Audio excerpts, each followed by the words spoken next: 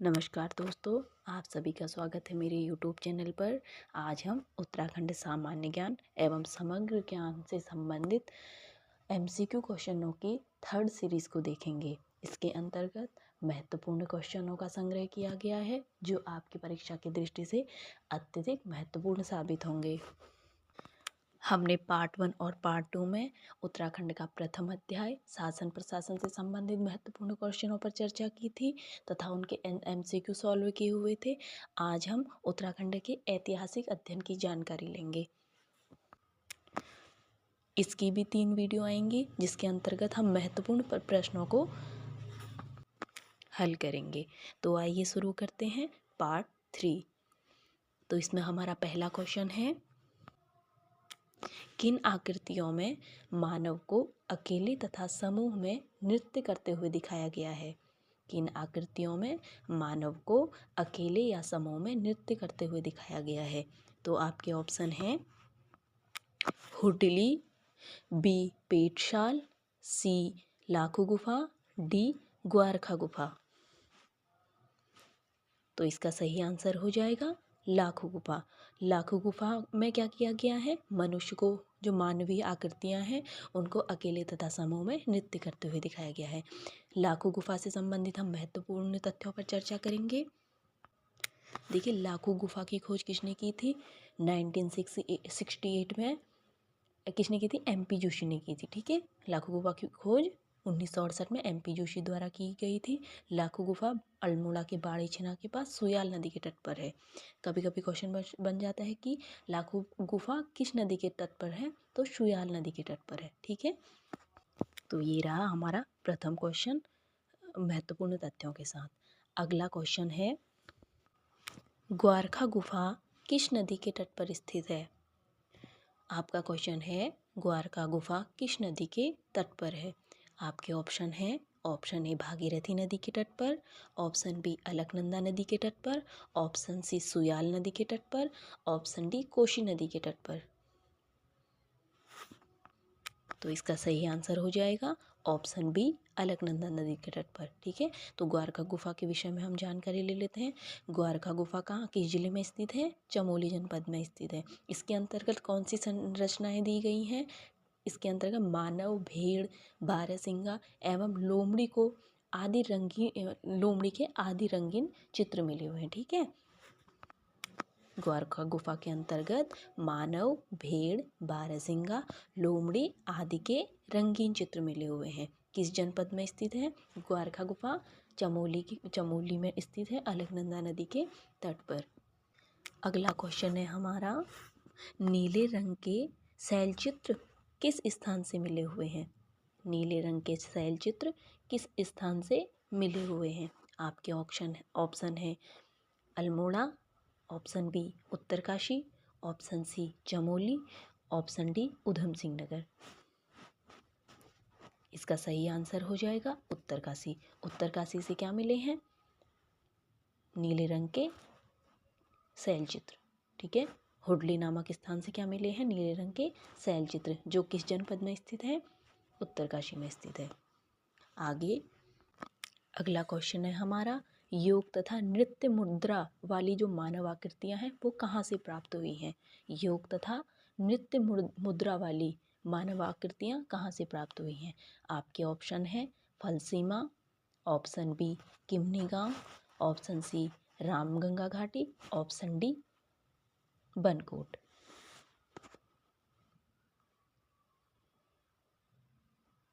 आपका सही आंसर हो जाएगा फलसीमा। फलसीमा से क्या प्राप्त है? योग तथा नृत्य करती हुई मानव आकृतियाँ। ठीक है, फलसीमा किस जनपद में स्थित है? अल्मोड़ा में स्थित है। अगला क्वेश्चन है हमारा, बनकोट क्षेत्र किस चीज के लिए प्रसिद्ध है? बनकोट क्षेत्र प्रसिद्ध है, किस चीज के लिए प्रसिद्ध है आपको बताना है। तो आपके ऑप्शन हैं हथियार तथा पशुओं के शैल चित्र हेतु, नंबर बी कप मार्क्स के लिए, सी 8 ताम्र मानव आकृतियों के लिए, और डी सोने के मुखौटे के लिए। इसका आंसर हो जाएगा 8 ताम्र मानवाकृतियों के लिए। ठीक है, बनकोट कहाँ है? पिथौरागढ़ जिले में इसकी स्थित है, जहाँ से 8 ताम्र मानवाकृतियाँ प्राप्त हुई हैं। अगला क्वेश्चन है, मानव को शिकार करते हुए तथा हाथों में हाथ डालकर नृत्य करते हुए किन आकृतियों में दिखाया गया है? Option A Lwethap, option B Hudli, option C Petshal, option D Malari गांव।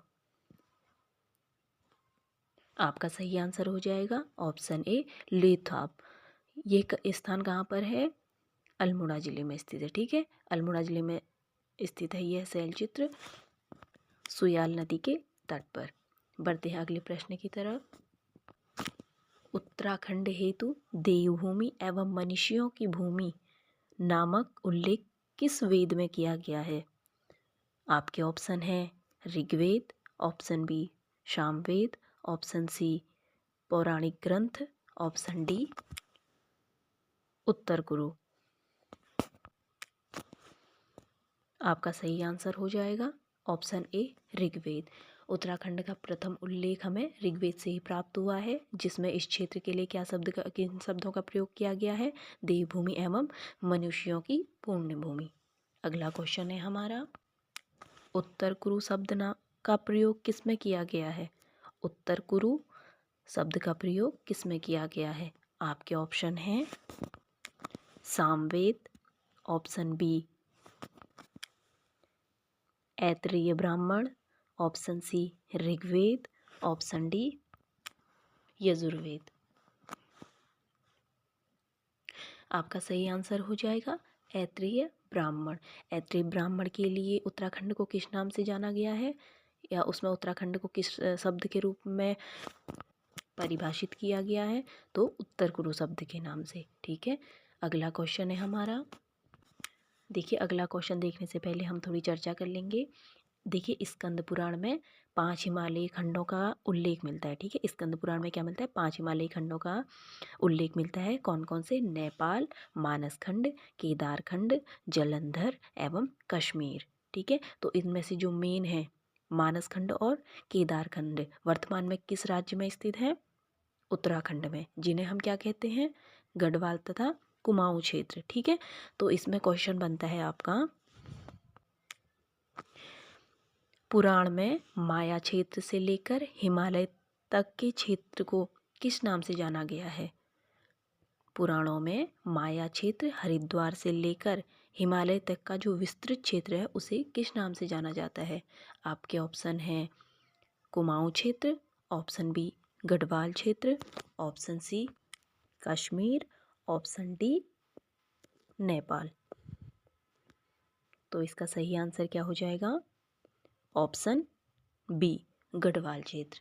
ठीक है, जो माया क्षेत्र से हरिद्वार से लेकर जो हिमालय तक का क्षेत्र है उसे क्या कहा जाता है? गढ़वाल क्षेत्र। तथा कुमाऊं क्षेत्र किसे कहते हैं? नंदा देवी पर्वत से कालगिरी तक का क्षेत्र क्या कहलाता है? मानसखंड। मानसखंड यानी कुमाऊं। ठीक है, देखिए, कुमाऊं तथा गढ़वाल के मध्य एक पर्वत है जो इन दोनों को 2 खंडों में विभाजित करता है, एक रेखा के रूप में कार्य करता है। तो उस पर्वत को क्या कहेंगे हम? नंदा देवी पर्वत। नंदा देवी पर्वत कुमाऊं तथा गढ़वाल के मध्य है। ठीक है, इन दोनों का विभाजन करता है। अगला क्वेश्चन है, पाली भाषा के बौद्ध साहित्यों में उत्तराखंड क्षेत्र के लिए कौन सा शब्द प्रयुक्त हुआ है?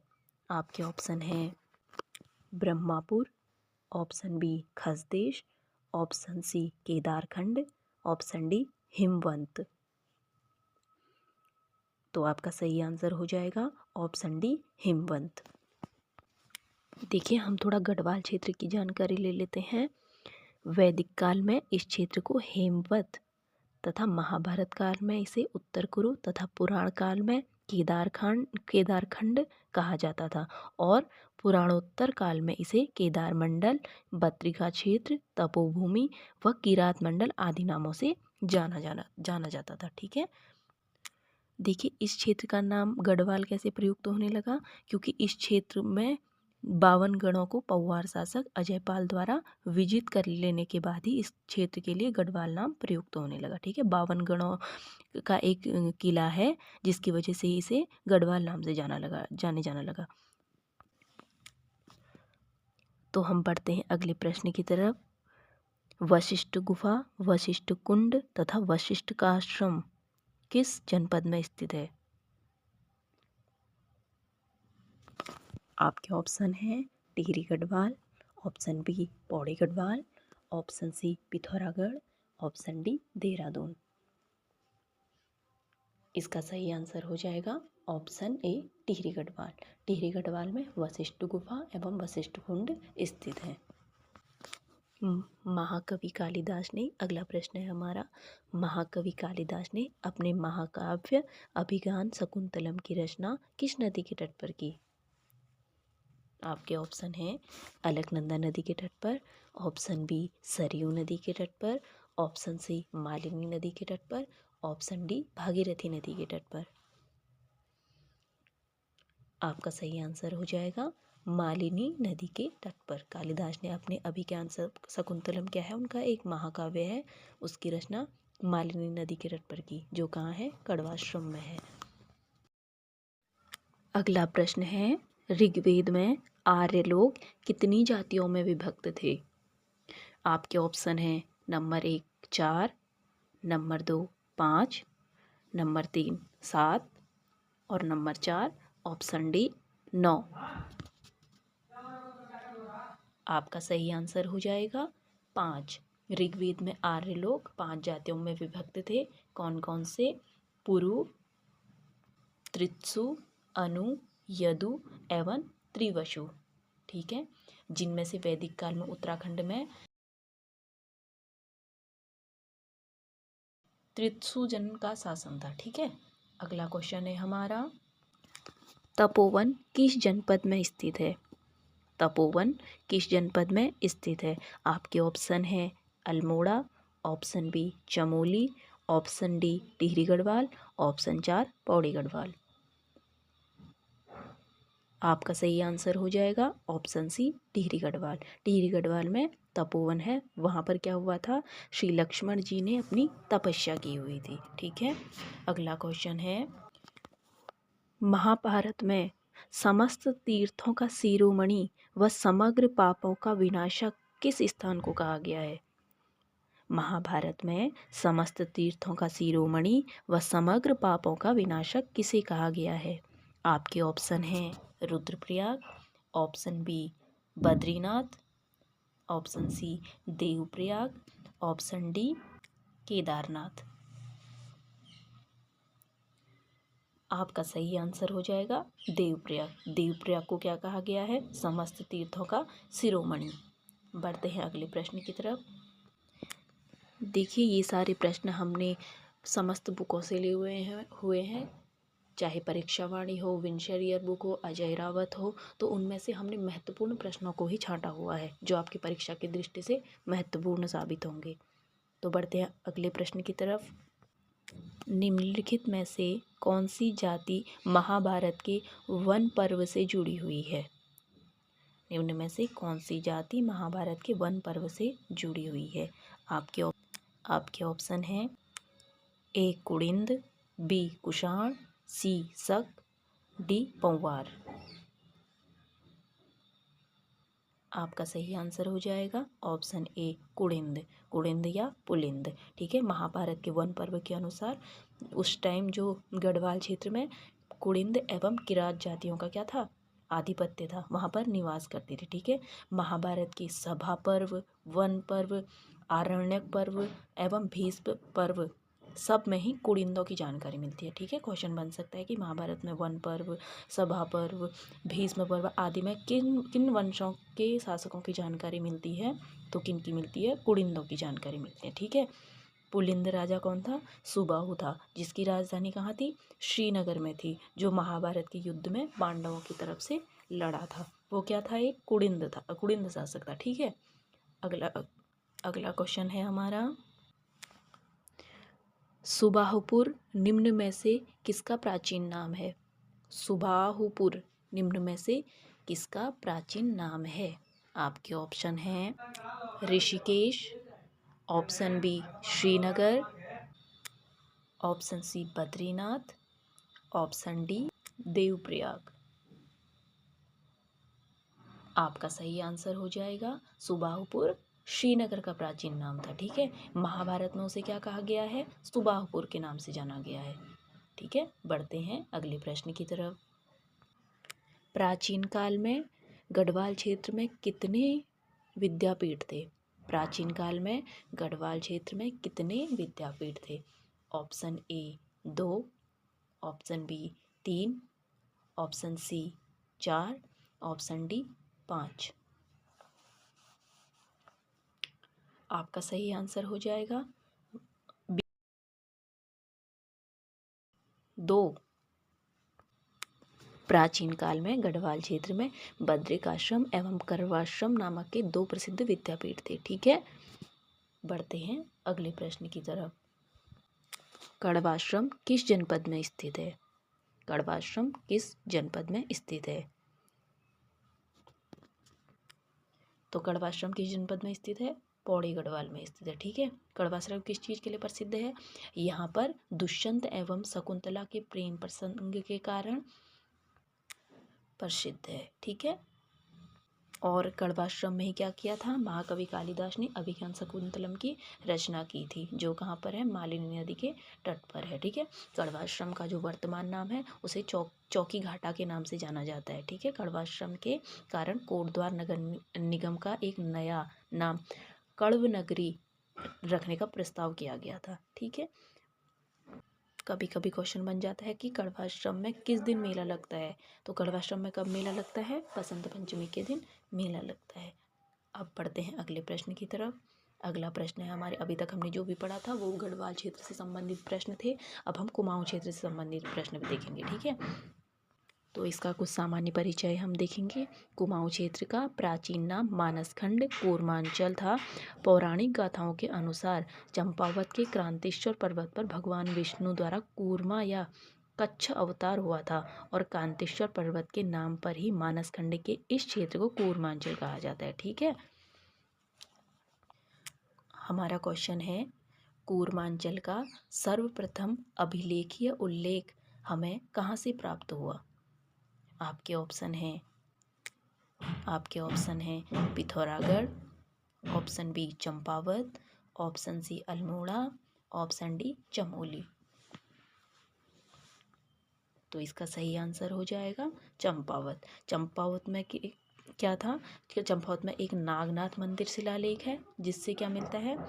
कूर्मांचल का सर्वप्रथम उल्लेख मिलता है। ठीक है, यह नागनाथ मंदिर शिलालेख किसका था?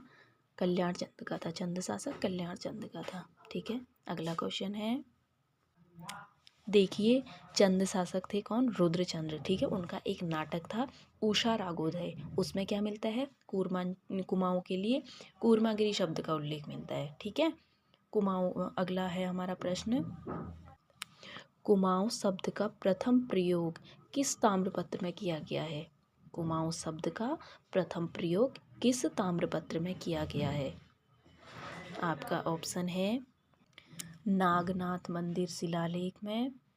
अगला ऑप्शन है देसत देव ताम्रपत्र में। ऑप्शन सी जागेश्वर ताम्रपत्र में। ऑप्शन डी बोधगया अभिलेख में।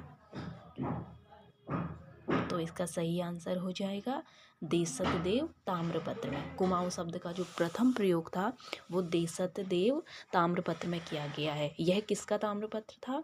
विक्रमचंद्र का ताम्रपत्र था। ठीक है, जिसमें क्या वर्णन है? जिसमें बालेश्वर मंदिर भूमिदान का उल्लेख किया गया है। ठीक है, जिसमें बालेश्वर मंदिर भूमिदान का उल्लेख मिलता है। ठीक है, बढ़ते हैं अगले प्रश्न की तरफ। जाखन देवी मंदिर किस जनपद में स्थित है? जाखन देवी मंदिर किस जनपद में स्थित है?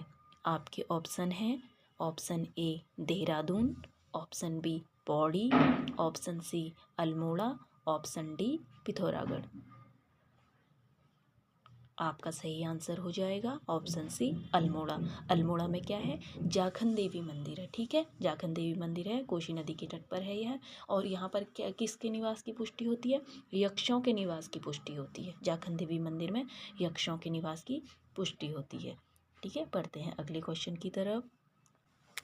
पुरुषोत्तम सिंह के बोधगया अभिलेख में कुमाऊं के लिए किस शब्द का प्रयोग किया गया है?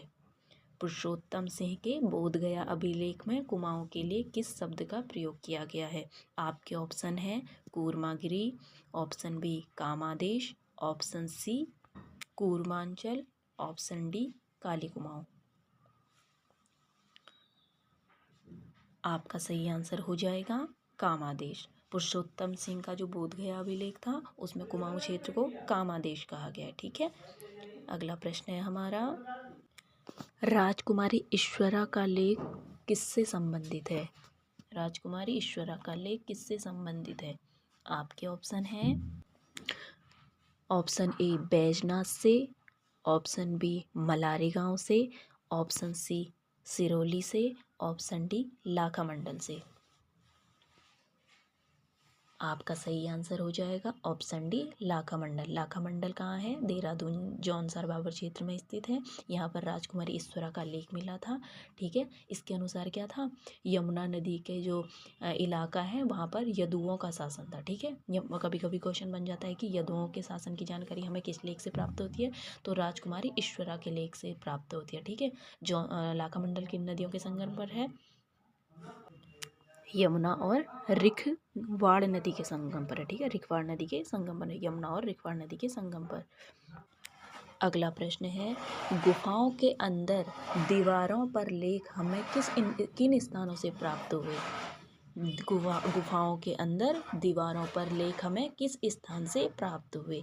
आपके ऑप्शन हैं Kalpnath, option B Devprayag, option C Nainital, option D A और बी दोनों।